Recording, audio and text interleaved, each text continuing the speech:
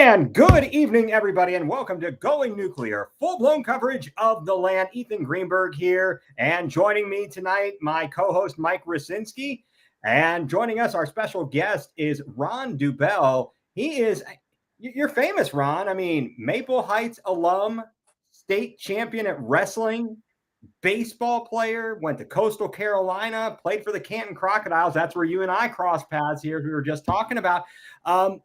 And Ron, thank you so much for being with us. I really appreciate it. Hey, I appreciate the invite. I mean, I don't know about famous, I guess in my own mind maybe, but hey, when you reached out and said, hey, let's chat, I said, hey, I welcome the opportunity. So good to catch up here. Yes, and absolutely. And thanks to all of our listeners. Mike from the UK, from across the pond, thank you for staying up late and joining us here this evening. We're going to talk some stuff a lot about, first of all, I wanted to talk about what's going on with you, Ron, and then also wanted to get your insights on baseball today with, kids as they come up through the ranks and they may try to progress through that. Maybe to make it to the majors and pitching in the major leagues. I thought we'd kind of talk some Guardians. And then since you're a Cleveland guy, a Northeast Ohio guy, we could talk some Browns. There's a lot to unpack there. But anyway, so that's where I thought we'd go. So Ron, you graduated from Maple Heights. As I said, you were a wrestler and a state champ, and you also played baseball. Was baseball always your first love? How did you end up playing baseball and the wrestling?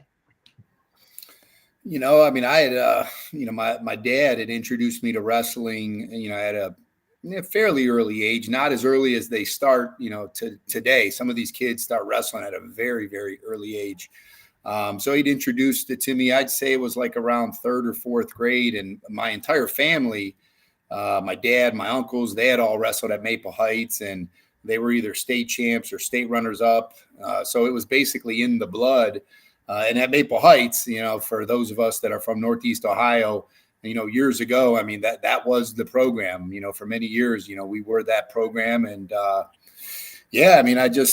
took to it. It was a sport where, you're out there, by yourself, no one to blame, win or lose. I learned a lot from it, which obviously helped me with baseball. And I don't know if that's the reason I gravitated towards pitching, the fact that the ball was in my hand. And I don't know, I had opportunities to do both in college, and I just chose the route of baseball because I just felt I had a better opportunity to play baseball after college. Was getting scouted heavily my junior and senior year in high school.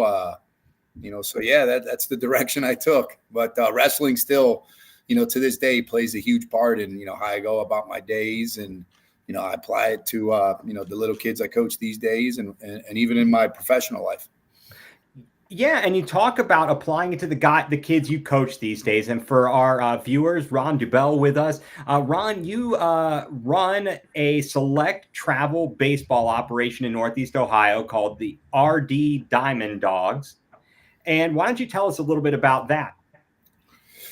Yeah. So, like I said, I'd have a son, my son's name is Roman, he's 8 years old. So this is going back when, he was just 4 years old, maybe 5, just a bunch of his little buddies. We were doing rec ball. And at the end of that rec season, when they were little, the kids were having so much fun. And, myself and a lot of the parents were like, hey, we want more of this coaching that our kids are getting in a little rec t-ball league. And I said, okay, well, me playing baseball since I was a little kid, through high school, college, and a couple of years of, pro ball in the Frontier League. One thing, baseball has done a lot for me, in my life as far as, relationships that I've gained through baseball. I mean, heck, I'm talking to you here because of baseball, Exactly. And, so the relationships that I have, I mean, to this day, some of my best friends and opportunities and the doors that have opened for me with baseball. I mean, I just felt this obligation to give back. And I just chose to do so with the kids. And I just happen to have a son that loves baseball. So we started at first just doing like clinics. We were actually just hosting practices 2 days a week, and we were getting kids from the ages of 5 through 12 years old at these clinics. And when my son got to the age where you could start doing competitive travel baseball, we took a select group of kids, a lot of his buddies, and we created a team. And we started with just one team, 13 kids. And, this fall, we expanded to 4 teams. So now we have kids from the ages, basically a little developmental program where we got 5 little studs in this developmental program, to our 4 main teams, which are 8U, 9U, 10U, and 11U. And, we had, over 100 kids trial for the Select Travel Ball organization. And we ended up landing with, 40. We got 48, 49 kids in the program now between the 4 teams. And, we're just trying to have fun, develop these children. And most important of all, just provide a positive environment, for all these children. And just really, my main goal is to grow their love for the game, because ultimately with, any child, as they get older and older, they're ultimately going to determine how far they want to take, their playing days, so to speak. Right. Ron, yeah, thanks so much for being here. I can relate a little bit. I've got a 11-year-old, an 8-year-old, and a 3-year-old as well, and they're in various sports from flag football to little league and soccer. How do you, coaching at that age is so interesting, and I think you hit it right when you said your main goal is to make sure they have fun and grow the love of the game. How do you balance running a competitive travel team where obviously you want to be on the team to win, but to still make it fun for the kids? I know that's always a challenge. When I've tried to coach my kids' teams, that's been a challenge as well. So somebody with your pedigree, I'd love to hear how you do that. Well, first of all, I'm the most competitive guy you'll meet. Whatever it is that I'm doing, believe me, I want to win. And, I can only control, the process so much. At the end of the day, I mean, you'll find with children, they ultimately have to be the ones that have that same competitive drive. I mean, I can only foster the fundamentals, the fun of the game. So one thing that I do, that actually helps foster that is, in our practices, we try to make a competition out of everything. Mm-hmm. So at an early age, and I will say, and I don't remember me being like this at an early age, but I don't know. I mean, you tell me. I mean, my son, he's so competitive. I mean, he wants to win at everything, and when he doesn't win, I mean, he's all tears. and we got a bunch of kids like that. And, so now, not only are we coaching them on baseball, but, obviously we're coaching them on how to handle their emotions. But I think when you're in an environment where you're having fun and you're practicing, you make a competition out of everything. I mean, my son, we just got done with football practice, and, we were running, fly routes. And these are, little 8-year-olds, they're in 3rd grade. So they're at that point now where they can run a fly route. They're catching the ball on the run. And, every time you complete a pass or you catch a pass, you get a point. So now every time, the quarterback throws the ball and, his buddy catches it, they each get 1 point, and they're calling out their points. And so you make it fun. Okay. But you also create a little competition with it.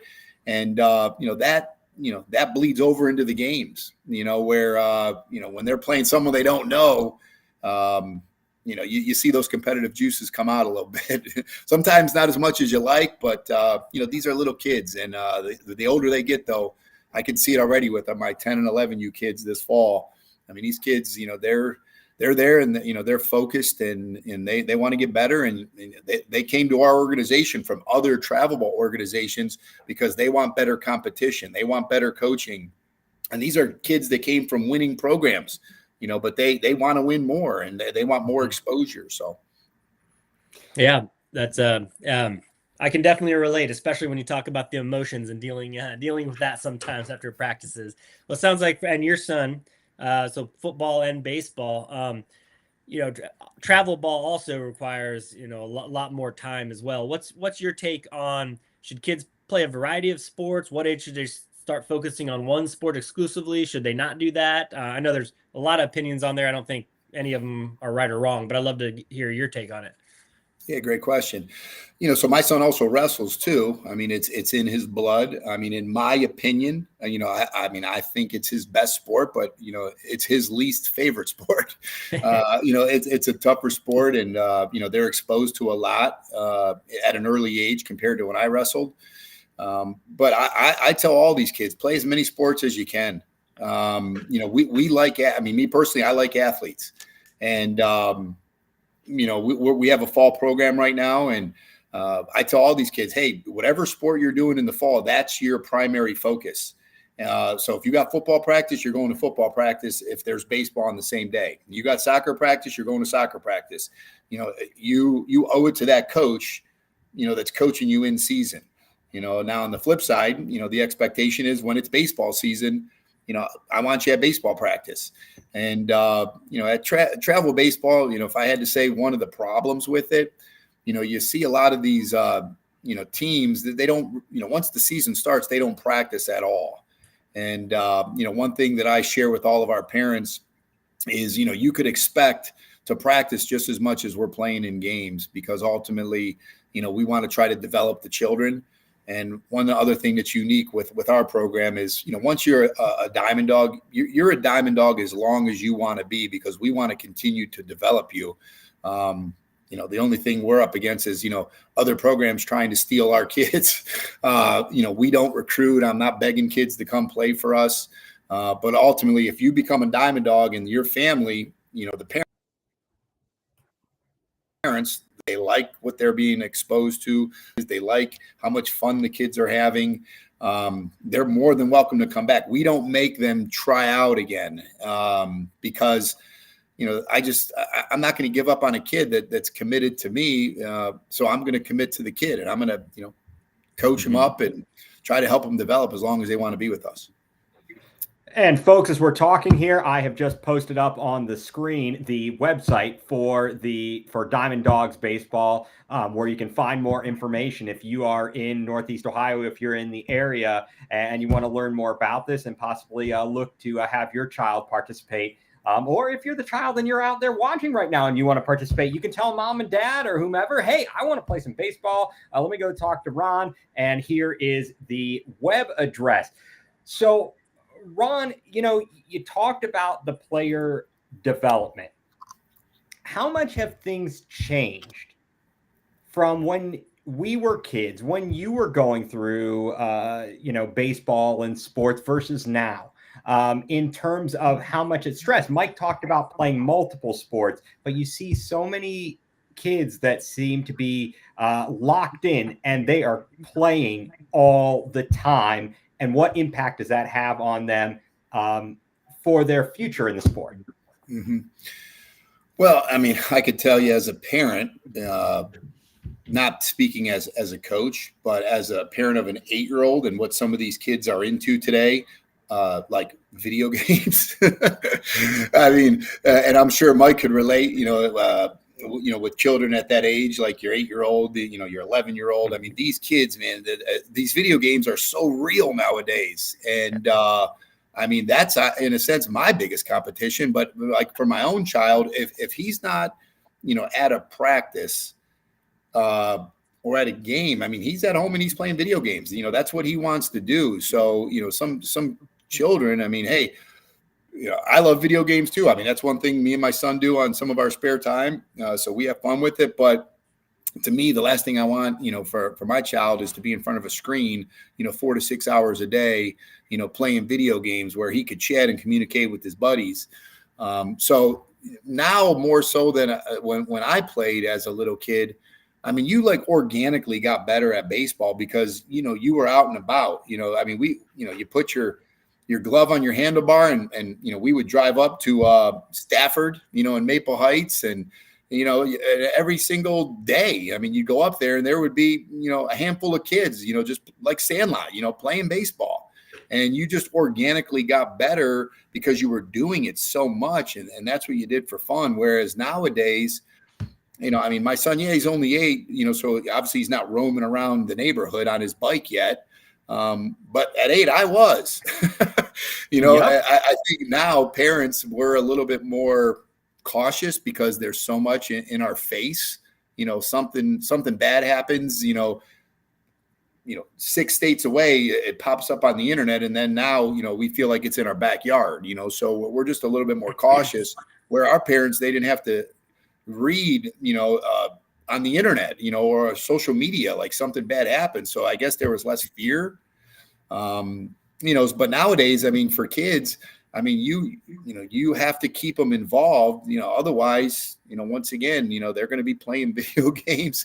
They're not running the streets and going to the ball field, picking up a football and, playing a game of tackle at the local football field, stadium, or just a patch of grass, in someone's yard. So, I mean, I think now, you're seeing more parents, they feel as if, wow, all of his buddies are doing it. My son likes it. I don't want him to get left behind. So I don't know if there's internal pressure that way, where you feel your child has to be involved. But ultimately the kid's got to want to do it. The kid's got to want to, have fun with it. The kid's got to, hey, I can't wait for practice. So you make it, at least with us, we make it fun, where the kids, I mean, we have kids on our team right now that are in football season, and they're begging their parents to come to baseball because they like how we do things at our baseball practices. So we make it an environment where, in a sense, that's compared to like my ride to the ball field to organically play baseball.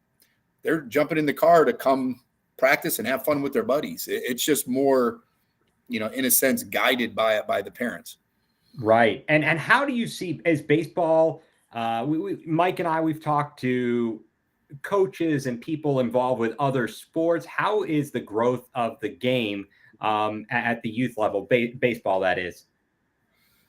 I'll tell you, man, you show up to some of these travel baseball tournaments, and I mean, it's awesome. I mean, we do 4 to 5 tournaments a year, and you show up to some of these tournaments, and there's programs and teams and parents from all over the place. And I mean, they're fun little weekends, so I guess, in my opinion, I mean, at the youth level, I mean, you see, I mean, it seems like it's good. I mean, but, you hear, signs of, it's a boring sport. The kids aren't as engaged, as they are in other sports. And, once again, to me, if a kid's bored, that's on the coach, that's on the program, that's in a sense my job, once again, to make them have fun, where they want to keep coming back. I mean, like I said, my goal is to create the love, make them want to come back. But, my buddy, one of my best friends, my alma mater, he's the head coach of Coastal Carolina now. Our head coach just retired this past year. He just took over the job. And, so me and him chat all the time. And, and that's one thing he does see. He sees a lot of these kids at an early age that do start to specialize, in one sport, but then, what you run into is burnout. So, they start getting burnt out, at an early age. So that's one thing, obviously, you got to be mindful of. And that's what hurts the sport. It's, it's the burnout factor. Right. And we see a lot of, and the reason I kind of ask that is we've seen a lot of the major league from the time when we were growing up till now, the demographic, you're seeing more of the international players that are the stars on rosters, as opposed to folks that were born and raised here in the United States. So that's where I was kind of wondering about that, and how the game is growing here, and such. Now, just to, kind of let folks know a little bit, you talked about Coastal Carolina, 1999, Ron, did you realize you went 13-2? I don't think you did, but, you went 13-2. 3.72 ERA, 2 complete games, 132 strikeouts to only 48 walks. And you were, you were inducted in 2016 to Coastal Carolina's Sasser Hall of Fame. They're the athletics, the Hall of Fame there. And you were an honorable mention NCBWA All-American, first team All-Big South, all-tournament selection in 99, and voted to the Big South's all-decade team for the 1990s. And you held a heck of a lot of records, or very high ranking, in just 2 seasons pitching there at Coastal Carolina. First of all, how much of an honor was it to be inducted into the Coastal Carolinas Athletics Hall of Fame? I'll tell you, man, that was a very humbling experience. And it's when I hear, you, Ethan, run through all those accolades. I mean, I'm not very good at, even talking about myself, or giving myself a pat on the back. That experience was unbelievable for myself and my family. It was I had graduated in 1999. I was actually a JUCO transfer into Coastal. That's why I only played 2 years there. And so I came in there as a junior. And, once again, it's hard for me to talk about myself and pump myself up. But, I did have two really solid years at Coastal Carolina. It started off, very rocky. As a matter of fact, I was, I started off, I beat Kentucky my first start. Actually, it was my first win, not my first start. I lost to North Carolina my first start. Won at Kentucky or against Kentucky. And then I ended up losing like 6 straight. But then I ended up going like 25 or 26 starts in a row without a loss. And, closed out, set the Big South record for strikeouts. Coastal Carolina single season record for strikeouts. Wins. Coastal Carolina's single season wins record. And what ended up happening was I was actually, they nominate they vote, and, you're based on the number of votes, you're obviously into the Hall of Fame. Well, what happens is they actually have a, I forget actually what they called it, but basically it was, there were players, like for instance, when you're up for nomination after so many years, they vote you in. And then think of it as like a historical committee. And, every year they would talk about players from years past. So like I didn't qualify when I was first, eligible to qualify. But then every single year, as I had learned and as I heard the story, like, Ron Dubell, kept coming up every single year. And as the story goes, Coach Gilmore had said, I mean, if you take, Ron Dubell's records in just 2 seasons here at Coastal Carolina, and let's say you average it out over a 4-year career, he would have every pitching stat at the time, for Coastal Carolina University. And obviously the fact that I was an All-American. They invited me up there. I mean, I got to, walk up, put on a Hall of Fame jacket, at the podium and share my story, and was able to thank a lot of people, that helped me get to that point, because, you don't do it on your own. It takes an army to get you to that level where, someone's recognizing your accomplishments. So there was a lot of people to thank, like my grandparents, at the time she was my girlfriend. Now she's my wife, teammates, and I'm talking teammates from Little League, into high school to college. And quite frankly, heck, pro ball, you know what I mean? As a matter of fact, because that helped, the fact that I played a couple of years, in the Frontier League. So very humbling. And I was glad that my son, at the time he was 2 years old, he got to witness it. And now every year I get to go back for the Hall of Fame ceremony.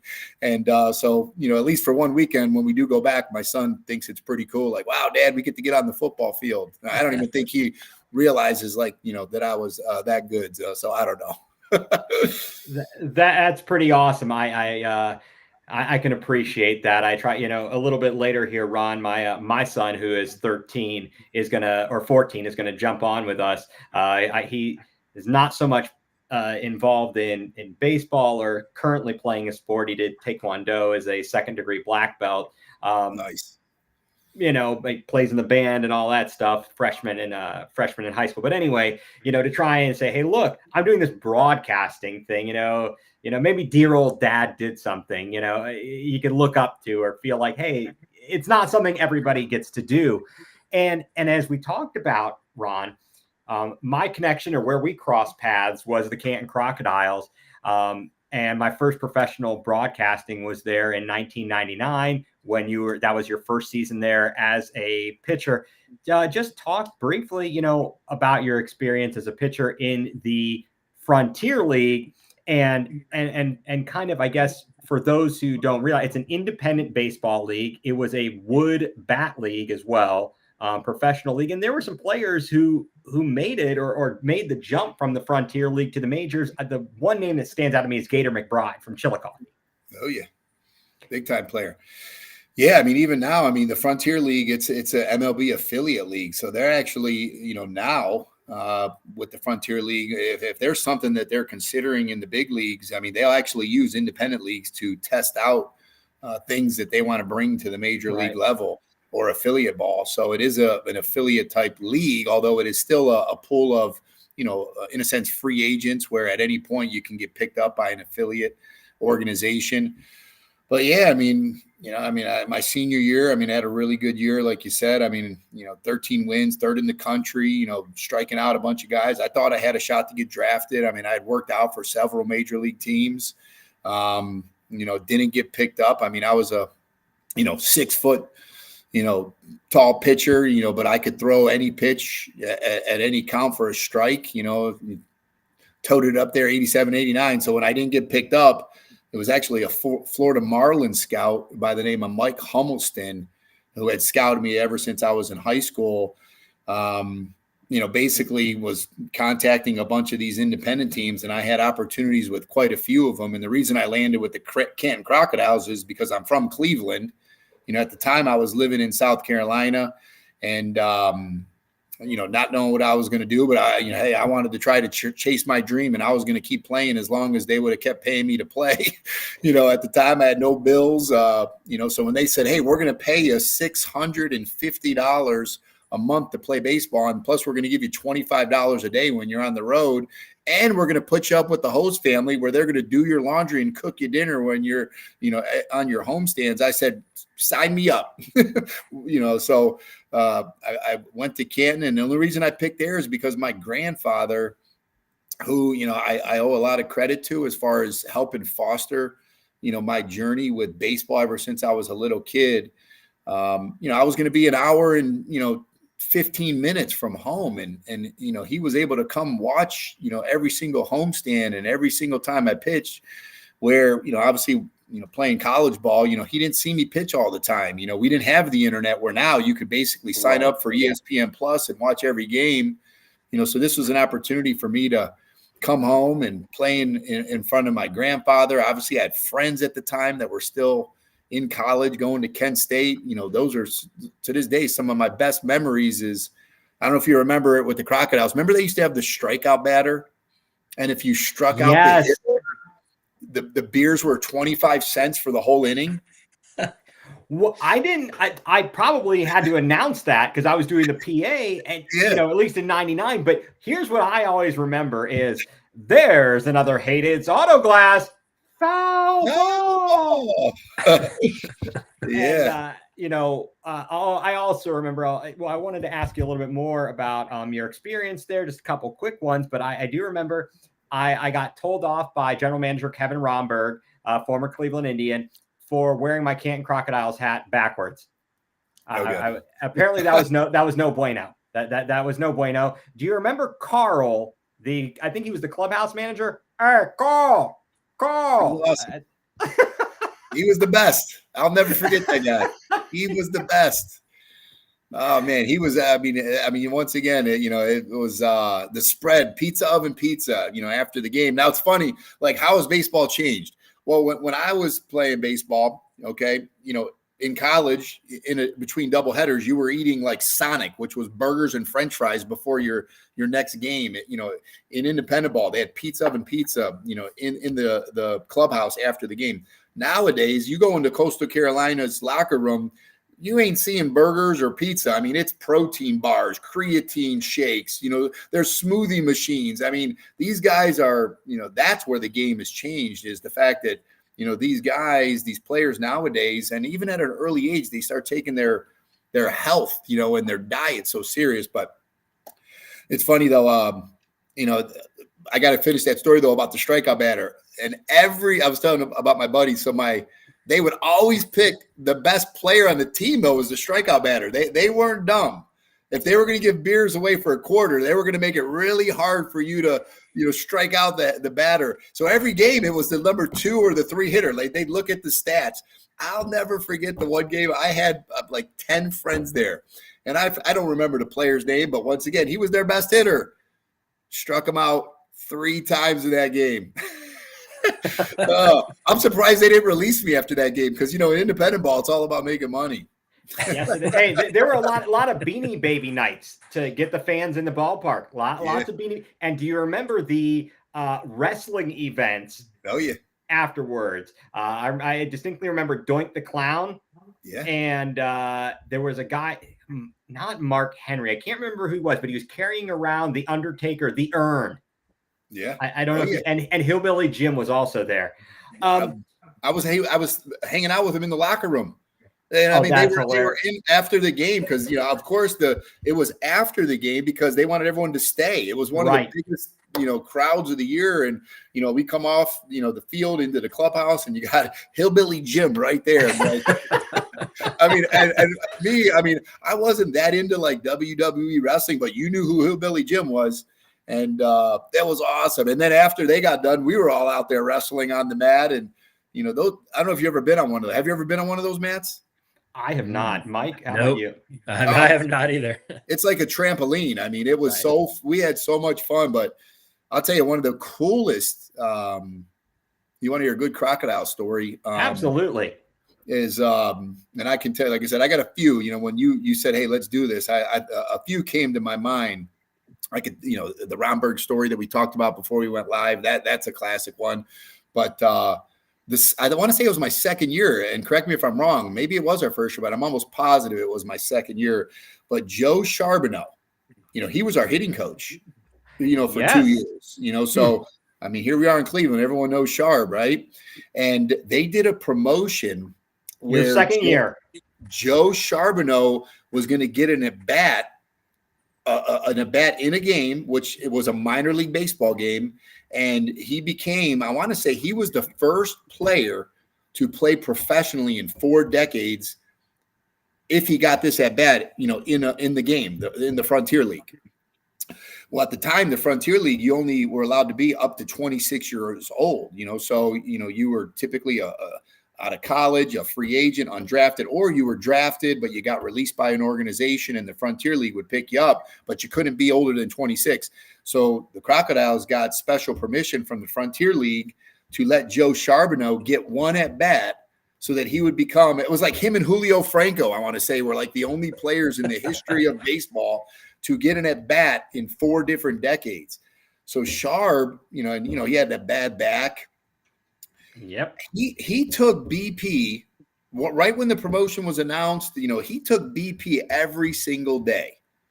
Every day he would get up, and he would take his 7 or 10 swings, and that was it for the day. But he was taking BP every day, and we were playing the London Werewolves, I want to say. Yep. And I don't remember if we were up big or down big, but it got to where, we were either up 6-1 or down 6-1. I don't remember what the score was, but the game, it wasn't like in balance, in the balance, so to speak. And it was a left-handed pitcher, right? And I don't know, I don't even know how old Joe was at the time, but you figure, this was 20 years ago. He had to be in his mid to late 40s, maybe. I believe so. I believe so. And sure enough, man, he gets up, lefty, and this guy, the professional pitcher, left-handed pitcher, and I forget what the count was, maybe 1-1. Joe worked the count, and sure enough, dude, line drive single over the second baseman's head. And so now it's like, man, what's this guy going to do? He's old, he was still in good shape, but sure enough, man, a live AB, line drive single, Joe Charbonneau, man. It was awesome. Yeah, that was amazing. It was kind of an interesting thing, the long bus rides on the Davis Tours buses. And do you remember the bus driver, Ron, the big fella? I can't remember if his name was Rich or what. He ate some very large cloginators at Wendy's. I just remember that. But which stadium did you enjoy pitching in the most in the Frontier League, and which did you enjoy pitching in the least? I would say the most. I loved Yeah, that's a tough question because I love the Crocodile Stadium Right. because Thurman Munson, right? my grandfather was there, my grandmother were there. So, I mean, I hold a special place in my heart for them. I mean, they have since passed. But the best one I would say was the one in O'Fallon Falls, Missouri. Yep. You know, the River City Rascals. Yeah, Jack Clark. Remember, he played for the Cardinals. He was their manager. Yes, I do recall that. Funny story about Jack Clark, man. Oh, talk about pissing me off. So, I'm pitching, and and he was coaching third base too. And as I'm warming up, there's nothing worse, okay, that or nothing that pisses off the pitcher more than when you're throwing your warm up pitches. The manager actually, when he walks from first base to third base, he doesn't walk behind the catcher. He literally, every single inning, because I was starting pitcher that year, he's walking in front of the catcher as I'm getting ready to pitch. I mean, literally and he was inside my head. I'm like, and then next inning, one of the innings, I'm like, Larry, I'm like, I'm throwing the ball regardless. So if it hits him, I'm hitting him. If I'm in the he's there, I don't care. And I want to say, I didn't hit him, but I buzzed one pretty close. Oh boy, those were good times. Now I do remember in Evansville, they gave us, you talked about the food, what was it, Granby's chicken? Granby, does that sound right, Ron, or familiar to you? The chicken they gave, I don't know, after the game, the visiting team, some kind of delicious chicken. That's all I know. That's all I remember. Yeah, I mean, you got a good memory, Ethan. I've forgotten as much as I remember. Probably my wife would say that I remember a lot of things that aren't important and forget the things that are important. But I try. Which was your favorite city to go to in the Frontier League? Well, here, let me finish answering your first question. The worst stadium to pitch in, or the one that I liked the least because I had a bunch of bad outings there, was the Johnstown Johnnies. I mean, the dugouts were small. It was old. I had pitched there in the Triple ABA, which is like the biggest high school tournament in the country at the time. I got hit around there, and every time you play there, man, pop-ups to left field were doubles because they had the Green Monster. But my favorite two cities, every time we went up to London, if you remember London, how the backdrop of the stadium, was the city of London, which was a pretty large city compared to like where we played or a lot of the teams in the Frontier League. London, a beautiful stadium, the backdrop, and quite frankly, we actually, if you want to hear another funny story, I mean, like I said, this is another one that came to my mind. We're playing at London, and our hotel was right next to I don't know if there's young children listening to this, an establishment. An establishment, right? Where young women could go to work, right? Anyway. This isn't the mattress story, is it? No, but it was the same trip. Okay. Man, you got a really good memory. So go ahead. As we're walking back, after a good evening, which that was one of the fun parts about London. I mean, even after the game, going out, with the fellas, I mean, man, that was a great city. We're walking back, and they had like the sign, that was promoting this establishment, and it said something like, Alexa Smith live tonight, 7:00, and then it said happy hour, whatever it said on this sign. We basically took all the letters off, and where our hotel was literally right next to it. Right, as the bus pulled out to go to the stadium, we had changed. So it actually said at the time, the manager, once again, I want to say was at the time Izzo. I want to say, well, it was Mazzarelli at the time. I think Mazzarelli. And yeah, that's right. It was Mazzarelli. So I think we couldn't spell Mazzarelli, but it was like Coach Maz live tonight. So as the bus pulled out, it said Coach Maz live tonight at 6 p.m. So we're driving by, and of course, Maz is like, "What the hell?" Well, I will also, and I just want to share this because we're sharing these stories of London. So two things. I mentioned this to you in our text. I always remember Jose Masonet. He apparently overdid it and was sick one day. And they're like, "What's wrong with Jose?" And He's like, maybe chicken pizza. And everyone was like, maybe cerveza. And I will also remember, this just popped in my head, and I was thinking about one other pitcher, Jess Siciliano. And then I remember the team they played with the Pirates. Yeah, the team getting yelled at on the bus after a game in London. Does this, again, in this 99 season, it was eerily, I don't know. It was quiet. I was a little scared, and I'm just the broadcaster. Here, fun. Once again, another funny story. This is a Charbonneau story too.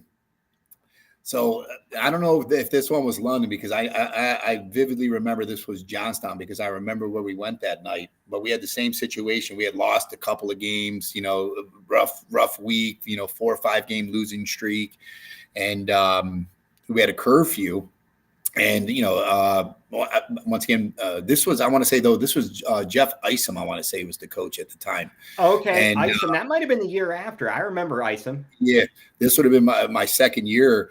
Because obviously playing there for 2 years, my second year I was a lot closer to Charbonneau, because it was just me and Drew Thomas.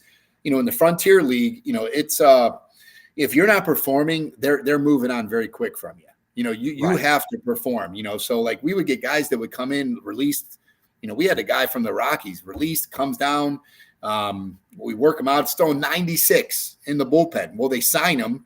Well, the kid, he had Mark Wohler's disease. He at one point was like the number 2 ranked prospect with the Rockies. Comes, they work with him only for so long. Well, if you can't throw a strike, well, you come to the Frontier League. We're not paying for psychologists to try to figure out, what's going on in your head to get you to throw a strike. So anyway, me and Drew Thomas had gotten closer with Joe Charbonneau because we had played there for 2 years. Right. Where you had this revolving door of players. Where, obviously Joe was picking and choosing who he was actually going to, be a little closer with. So anyway, we're losing, and we got a curfew, and Isom at the time, like, we're taping the doors. No one's going out. Like, this is freaking just same type of, eerie screaming that was happening on the bus that you witnessed, Ethan. And anyway, so now here we are. We're all in our hotel room, and our phone rings. This is pre-cell phone. Right. So the phone rings, in your hotel, and, we pick up the phone. Let me talk to Dubell. Well, I pick up, I'm on the phone, and it's Charbonneau. Dubell, we're going out tonight. I'm like, Charb, we got a curfew. I mean, Isom's freaking out, man. He says he's taping the doors. He's like, and I'm thinking, he's trying to set me up. Like they're trying to make me do this to like release me. Or, he's trying to do something, right? There's something behind this. I'm like, Joe, no. I'm like, we got curfew. He's like, Dubell. He's like, how many innings you pitched tonight? And I started that night. And I'm like, I don't know. At the time, 5 2/3. He's like, all right, you pitched 5 2/3 inning. What the F are you going to be doing tomorrow?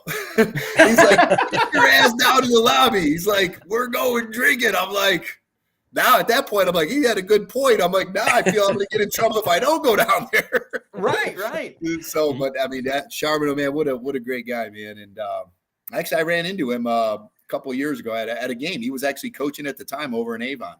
Wow. And there's what is it now? The Avon. Well, it's not. No, the Lake Erie Crushers, and they play in Avon, right? Yeah, they're in the Frontier League. Yep. Right. Exactly. So Ron, really appreciate all that background. The Guardians. How about them Guardians? They finished the sweep today over the White Sox with a 6-4 win. And their Matthew Boyd, he goes 4 1/3 and gives up 1 earned run. Unfortunately, the defense kind of let him down a little bit. Few errors, but they win. And is this not a crazy baseball season, Ron? And Mike, Ron, what do you think about the overall picture for the Guardians? Yeah, I mean, I love their lineup. I mean, they're a scrappy team. They really are. I mean, if they with any postseason, I mean, it's, in my opinion, it's all about pitching. Good pitching is going to neutralize great hitting. And the lineup. I mean, obviously, there's a couple in a sense, holes in the lineup. But ultimately, I mean, you look at, their top 7 hitters. I mean, they can string some runs together. And I mean, obviously sweeping the White Sox, You had to. You had to. Yeah, we were actually we were at the game. The last game we went to was the game that we actually lost to the Royals, where the Royals actually tied us up. So that was actually my last game that we were at in person. And but since then, I mean, now that they've grown the lead back to 3.5, 4 games. Yeah, as of this afternoon, with the win, the Guardians' lead over the Royals is 4 games, 6.5 over Minnesota. And Mike, do you have the numbers on the magic numbers for the Guardians' playoffs, etc.? Yeah, it looks like magic number to clinch the division is 13 games, and so that would be overtaking or with the Royals. And just 8 games to make the playoffs, at least as a wild card. So it's nice to be talking about magic numbers here in September with Cleveland baseball. Yeah, and Ron, what do you? So this is where I was going with the youth baseball and the injuries to pitchers and the Tommy John surgery. I mean, certainly injuries have been a big story for the Guardians this year. The pitching staff, Shane Bieber. What do you think about I don't know, just the current state of the pitching rotation for the Guardians and what we might see, hopefully, in the playoffs? I mean, as far as, if you rattle off the rotation, give me the rotation. I mean, I guess would Bobby be one? I'm going to be more locked into the position players. I'm not that locked into to run down what you got. Thomas, you got obviously Bieber's out, right? Right. You have you got 2 guys down in the minors right now, and McKenzie and Allen. Right. And so we're talking about, and Mike, I'll let you jump in and correct me if I'm wrong here. But here's what we're looking at right now. We've got Bibee. We've got why am I blanking? Gavin Williams. Okay, thank you. Player pitched at Georgia State, I want to say. Okay, so Bibee, Gavin Williams, Boyd, who pitched today, Alex Cobb, if he can avoid blisters and fractured fingernails, Ben Lively, who got hit on the thigh, a contusion. Is that the 5 right now, Mike? Yeah, and then Joey Cantillo comes in every once in a while when Cobb gets a blister or something. Right, and then so I mean, Ron, you kind of have focused on the position players, but I mean, I'm just wondering, do we think that the Guardians, between the lineup, the rotation, does this team have a chance to make a run? Based on your knowledge, your baseball acumen. It's baseball, man. Anything can happen, So, I mean, pitchers get hot at the right time. I mean, heck, let's go back to years ago. I mean, pitchers for the the tribe, the Indians. I mean, in the postseason, I mean, you get hot. I mean, once again, I mean, you ride those hot arms, and anything's possible. I mean, when we lost to the Cubs, I mean, heck, if we got to the bullpen. And who was our big lefty? He was a big free agent. Miller time. Yeah, Miller. You got to Andrew Miller. I mean, it was like, man. So all we had to do was figure out how to get to him. So here we in the playoffs. I mean, you get to Class A. I mean, heck, I'm bringing him in the 8th inning. I mean, if I can get 2 innings out of Class A, I mean, that guy's unhittable. I mean, heck, he's putting up numbers that rival Mariano Rivera. I mean, if not better, if you look at where he's at this point in his career compared to Mariano Rivera. And, at the end of the day, I mean, you get a staff that gets hot. I mean, anything's possible, and I like our chances just as good as anyone's. Now, do you watch the game differently, having, played college ball, pro ball? When you watch a major league game, is strategy and stuff going through your head, would you say, more than the average fan? So this time of the year, the best thing about, a pennant race, especially ball, I mean, I look at it pitch by pitch. I mean, you're trying to win the pitch. And when you have like Jose Ramirez up and there's a runner on, first and second, and he works the count to 3-1. I mean, it's like, wow, okay, we're expecting some damage right here. That pitcher gets up 0-1. I mean, oh my God, it's 0-1. I mean, like, you're hanging on to every pitch where, the casual fan is like, all right, well, Jose Ramirez is up.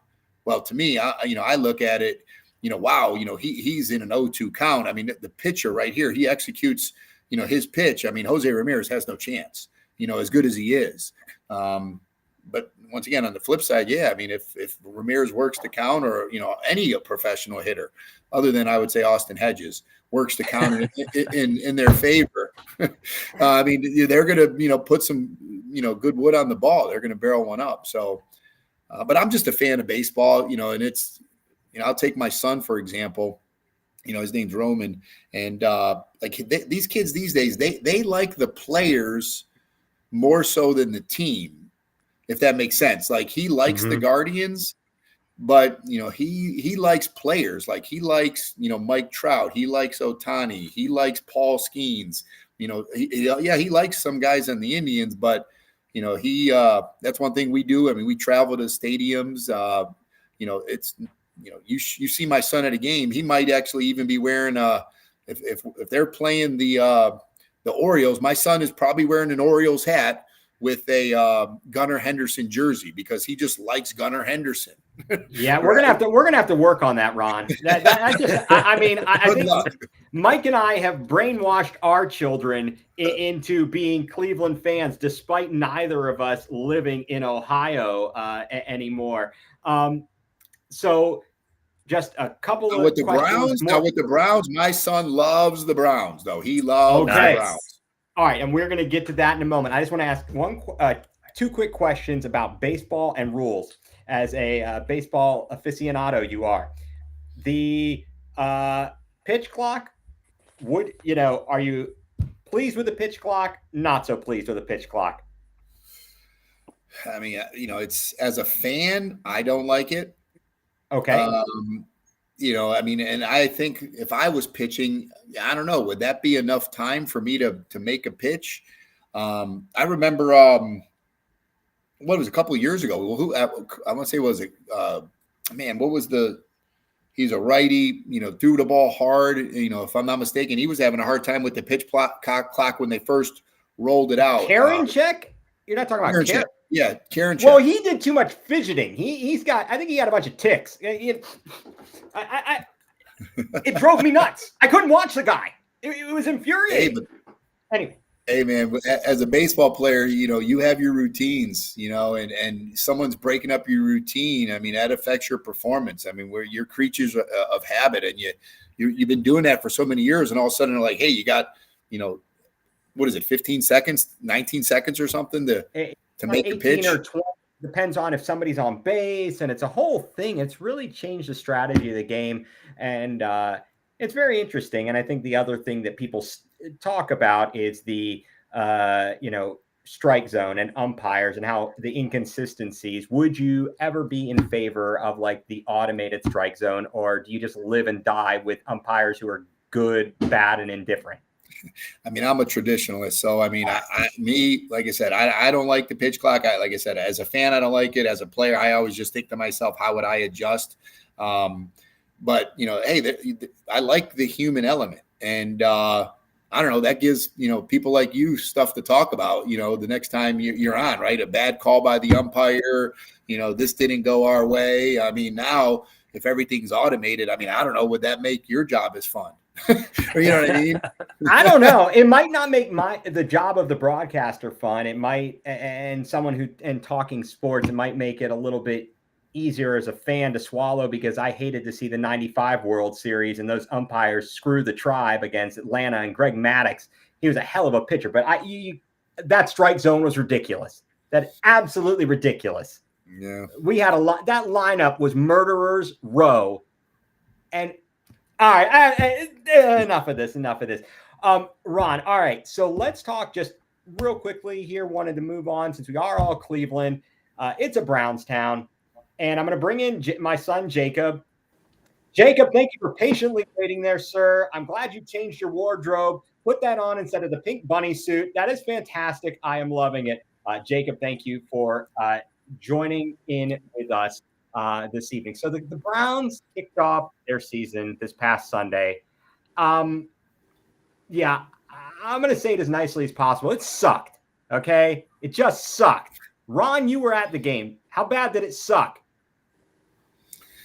Man, I don't know. Yeah, that's an understatement. It was worse than suck. I mean, that was. Did it suck and blow at the same time?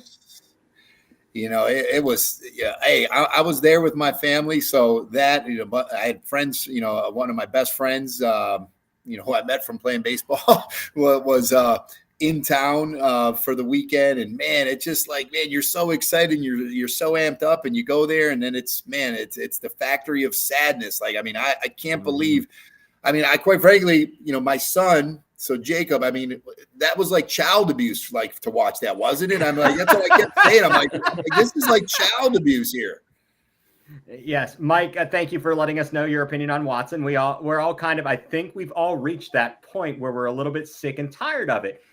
And Mike, I mean, what was going on? And you said you were going out with your son, with your oldest, with Carter, right, to watch the game. Yeah. How did that go? We went to the local Browns Backers Club, which is always fun. And I love going to those because you can celebrate with fans. You can commiserate the misery with fans. So we go, and normally, and I went last year too, they have us in like a little corner area.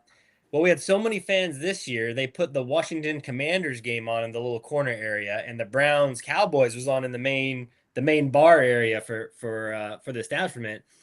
And as the game starts going on, folks start leaving and dwindling, and by the end of the game, it was me and two other Browns fans. After like there was 40 people packed in at the very beginning, and it was just, I'm just so glad though that I didn't have to suffer that by myself. I don't know, Ron, if you felt the same way. At least you had Browns fans around you, made you at least feel a little better about yourself that other people felt the same way as you did. But yeah, it was a miserable experience. Well, you say Browns fans around us. I mean, we stayed, once again, my son, we're staying to the end of the game. I mean, to me, it's about the experience too. And, so we had, we were in the 500s, I want to say we were row 13 and literally, I want to say at the end of the third quarter, the stadium was about 50% full, and it was all Cowboys fans. I mean, I will tell you that stadium was probably 40%, 60 Browns, if I had to guess, at the start of the game. And, in the fourth quarter, we had got down. We were in the third row just to, get up close. And, I mean, I was sitting with a bunch of Cowboys fans. And, once again, I was congratulating them, and I was asking them if they were looking forward to their, first-round playoff loss that's coming later in the season. No, it was very bad. And I mean, we could sit here and Mike, what were the numbers here you pulled up about the quarterback rating after 1 week? Where does Mr. Watson rank? Yeah, so dead last, whether you look at QBR or the normal quarterback rating. And the one stat I found that was interesting. So his QBR was 9.3. And if you go back to 2023, I'm like, well, I wonder how that compares to the worst performance in 2023. And it would have been the second worst performance of all the games last year. The only one that was worse was Sam Howell had a 1.7 rating in like December of last year. Otherwise, Watson was that bad. And it looked that way too, just watching the game. Yeah, I mean, from our perspective, I mean, and Jacob, you feel free to chime in anytime you want to, but it wasn't only Watson. The offensive line, everybody looked out of sync. It was just awful, and I'm ready to wash that one away. And then you get the news this week that there's a new allegation against Deshaun. And now you've got that floating around. And we're going to be talking about, are we going to be talking about Sue L. Robinson and Peter C. Harvey again? How long can we put up with this? I can't take it. Ron, do you have friends who go, do you have Baker Bro fans? I mean, Mike, are you a Baker Bro? I mean, at this point, I mean, we got to be kicking ourselves. I mean, I was not a Baker guy, when he was here, but it's funny looking back hindsight. It's like he took over a team that was what, 1-30, 0-30, right? 1-31. 1-31. And he gets us to the playoffs and actually wins the playoff game. Yeah. And And then here we are. I mean, it's just so Browns. I mean, then he's hurt. I don't know. Was he hurt? Was he not hurt? I mean, obviously there was something going on there, but then the Browns give up on him. And, here we are. It's like, this is going to set the organization back, in my opinion, for years. I mean, what do you do? I mean, what do you do? Yeah, it was an all-in move. It was an all-in move, and they really, kind of are taking this big risk.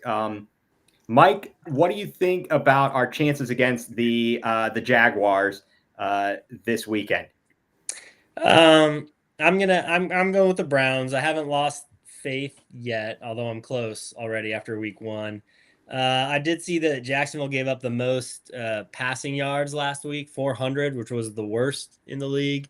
So I know we're not going to have Njoku next week, which is a huge loss. But, I mean, we still got talented receivers. And if we could capitalize that and we don't see throws out the back of the end zone on 2 consecutive plays, that would definitely help. Yeah, absolutely. I would also like to add that their corner Tyson Campbell did not practice today. He might be injured for that game. That would certainly be helpful. Any help we can get here. The Browns on the injury front here put 4 players on the injured reserve. Mo Hurst with an ankle, Juan Thornhill a calf, Tony Fields an ankle, and Diabate with the hip. They activated a few players off the practice squad. I know one of them is David Bell. Let's see the list here. They activated David Bell, Mike Ford Jr., Khalid Hudson from the Saints practice squad, and Sam Kamara. I don't know. And so, Mike, I think this is a good time here, just real quick, as we think about the Browns and we talk about the Browns for our new segment. On second thought, Mike, what's your on second thought? Well, you kind of leaned into it already. On second thought, maybe we shouldn't have gotten rid of Baker Mayfield. First in TD passes with 4 on Sunday. He was 4th in passing yards. Granted, he was playing the Commanders, but whatever. But everything Ron said, all the things he did for us, and maybe we gave up on him a little too soon, and maybe we gave up 3 first-round draft picks for a guy that can't play quarterback anymore, and that is going to, this was our window. This is our window, and right. It may have just slammed shut if Watson can't get his act together.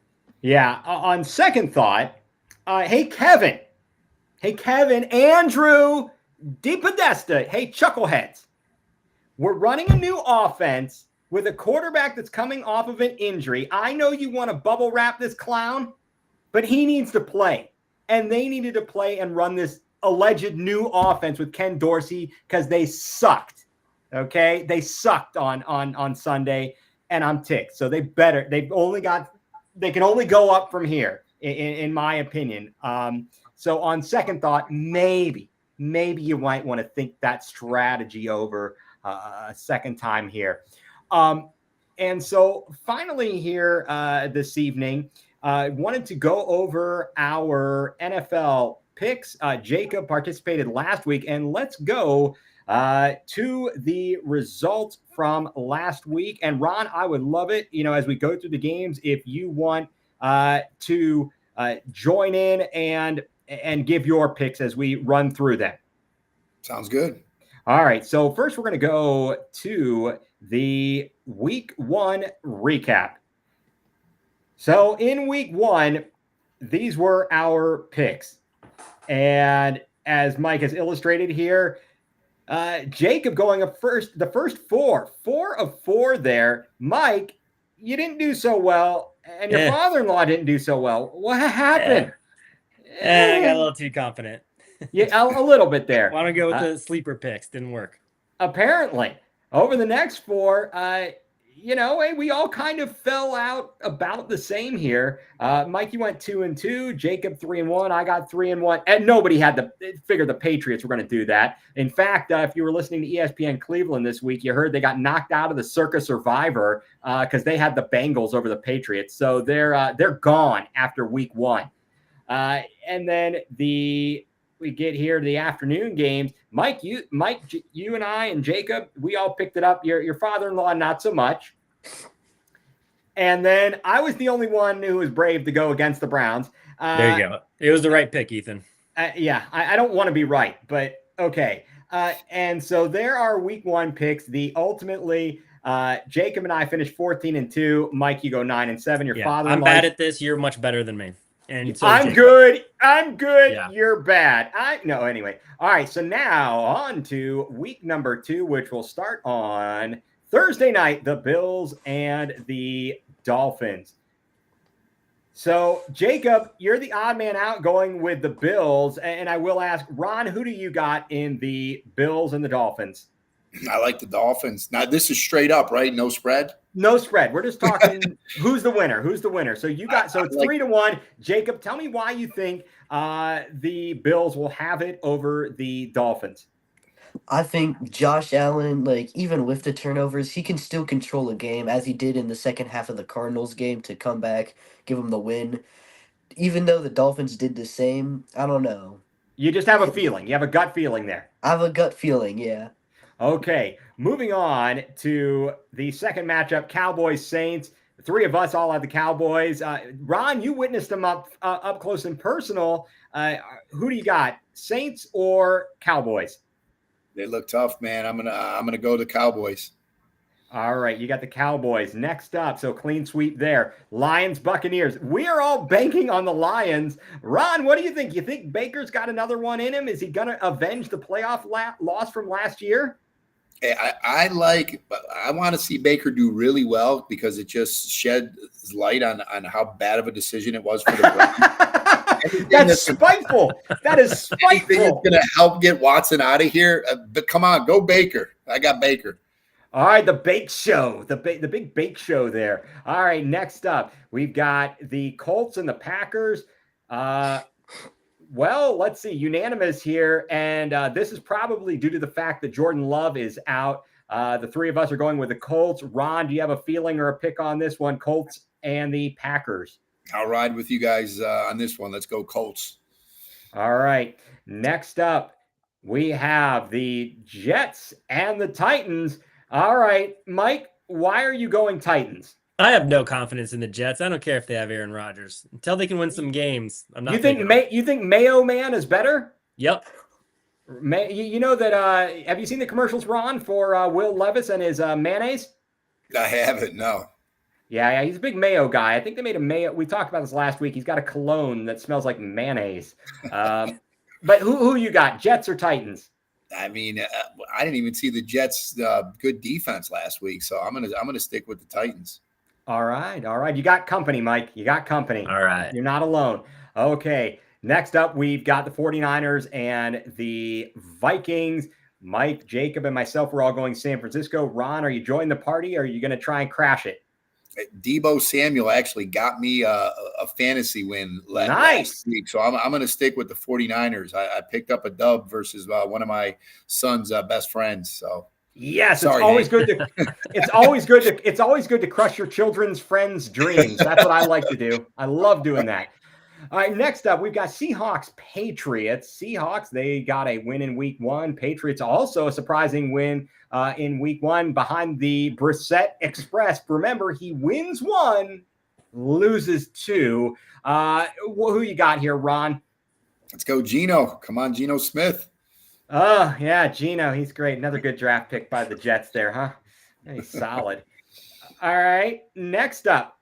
Commandos and Giants. So this is good stuff here. Ron, what did you think? Jaden Daniels? You think you have any faith in Daniel Jones? Can I say this might be a tie here? I don't know. Ineptitude. It's a bit of ineptitude, but no, I think that. So who would you pick, Ron? I'm gonna go with let's go with the Redskins. My son actually he's got the quarterback on his fantasy. He's got Jaden Daniels and Jacob. Thank you. We want to give a personal thank you to Mike for picking up the tickets for the Browns matchup with the Commanders. Thank you very much for doing that, Mike. And we will be looking forward to that. Hopefully, the Browns will have a 3-1 record going into that, but I'm not so sure. No, let's see if we can bring him some luck. Yeah, absolutely. All right, next up. We have the Chargers and the Panthers. Oh, boy. Woof. We got Chargers all the way around. Jacob, you don't think Bryce Young and the Panthers can bounce back? No. Just Okay. no. No, yeah, I didn't think so either. Ron, Chargers, Panthers, Jim Harbaugh picking his nose on the sidelines? Yeah, Jim Harbaugh. I didn't see his first game. Was he wearing the khakis? I didn't pay attention. I hate that guy. We're Ohio, right? Did you watch the documentary on Netflix about the cheating scandal? I think I'm the only person in America who doesn't have Netflix. Mike, did you watch it? I have not seen it yet. Yeah, it's actually good. Watch it. Actually, is it okay? After watching it, I don't think the guy did anything wrong, and I hate Michigan. The guy was just a smart guy, but I don't know. I don't know. I'll have to watch it. But I guess my only thought is if the rules were you can't scout in person, and then they broke those rules, that's where it gets tricky, and I'd have to see more of it to know. All right, so we're clean sweep on the Chargers. Next up, we've got our Browns and the Jaguars. Okay, I'm going with the Jags. Jacob, Mike, you still have some faith in the Browns. Ron, where do you fall? I mean, I can't, as bad as that was to watch, I can't pick against the Brownies. So I got to go Browns. Got to go Browns. Ethan, you need to explain yourself, I think. All right. This is my gut. My gut is that performance was so awful. I don't know how they're going to bounce back from it. However, Kevin Stefanski has a knack for bouncing back after losses. He's done it before. So if I wanted to convince myself, I'd say, look, Stefanski's going to have the guys ready to go. It's the Jag Bags. They blew a lead against Miami. How good can they really be? I don't like sunshine. Get a haircut, you hippie. Does that work? They don't have a home field advantage. It's going to be Browns fans. Let's go. Let's go. I hope I am wrong. If I go 15-1 next week and that's the one I get wrong, I'll be fine with that. I will be fine with that. Next up, Raiders and Ratbirds. We're all going Ratbirds. Ron, who you got? Yeah, the Ratbirds, they're going to bounce back. I mean, that was a tough one versus the Chiefs. They're the real deal. They certainly are. I hope Lamar doesn't have any stomach bugs, doesn't have to run and get stuck in the bathroom.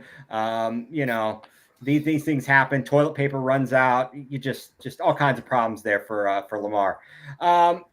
Next up, we got Rams Cardinals. Rams tough loss against the Lions on Sunday night. The Cardinals, they lose to Buffalo, but they look pretty good. They got Marvin Harrison Jr. Mike, Jacob, and I are all going LA. Ron, who do you think has this one between the Rams and the Cards? I'm going to go Cards. I mean, Kyler Murray, I think, the more he settles in there, I mean, I'm excited to see. I mean, plus they got the Buckeyes kid there. Yep. Marvin Harrison Jr. I'm going to go Cards. All right. We are coming down the home stretch here. All right. We got the Squealers and the Broncos. Jacob, you and I went Squealers. Mike, you went Broncos. Ron, what do you think here? Bo Nix versus, I guess, Justin Fields again. I mean, it pains me to say, but I mean, these Steelers, they find a way to win. I mean, regardless of who the quarterback is, I mean, they get decent quarterback play, just not turning the ball over. I mean, I got to go Steelers. That's what we've been saying in Cleveland, just average quarterback play. Mike, you went with the Broncos. Was it just too much to pull for the Steelers? Yeah, I just can't. I already picked the Ravens. I can't pick the Steelers as well. Okay, so fair enough. That makes sense. That's why we're not gamblers here. All right, Chiefs and Bungles. Well, the Bungles are selling TVs around the stadium to raise money because their owner, I do not have the money, Mike Brown. We're all going Chefs. Does Joe Burrow bounce back, Ron? I mean, with all those Swifties, that are at these games, I mean, I'm gonna stick with the Swifties, KC. All right, KC. Next up, Bears and Texans. So we've got CJ Stroud, last year's big man on campus, and this year the expected big man on campus, Caleb Williams. We are all going Texans. The Bears got to win, not because of Caleb Williams, but because of their defense. Ron, who do you have in this one? I mean, rookie quarterback and Caleb Williams. I mean, these rookies, they struggle early. I got to go Texans. All right. And let's see, the Falcons and the Eagles. Jacob, Mike, myself, we all go Eagles. Falcons, Eagles. The Kirk Cousins struggled against the Steelers. He did not look good. Ron, what do you got here?